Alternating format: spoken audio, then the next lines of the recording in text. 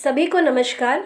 आप सबकी मांग पर हमने पारंपरिक तरीके से बने हुए खाद्य पदार्थों का निर्माण एवं विक्रय शुरू कर दिया है।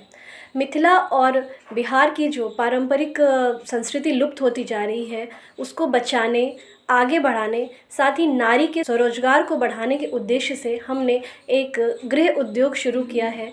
सनेस हैंडमेड गिफ्ट ऑफ बिहार के नाम से गृह उद्योग का कार्य शुरू किया है। शुद्धता का ध्यान रखते हुए, बिना किसी केमिकल का उपयोग किए बिना जो मिथिला के पारंपरिक तरीके हैं उनसे निर्मित जो मिथिला के पारंपरिक खाद्य पदार्थ हैं, जैसे कि चरौरी, अदौरी, कुम्हरौरी व जो शुभ कार्यों में प्रयोग होने वाले जनेऊ हाथ से बने हुए आप ऑर्डर कर सकते हैं। साथ ही विवाह, दान, उपनयन, मुंडन, वट सावित्री, मधुश्रावणी जैसे पारंपरिक जो हमारे रीति रिवाज हैं, उनके लिए आप सनेस किट भी ऑर्डर कर सकते हैं। ऑर्डर करने के लिए आप नीचे दिए गए नंबर पर कॉल या व्हाट्सएप कर सकते हैं।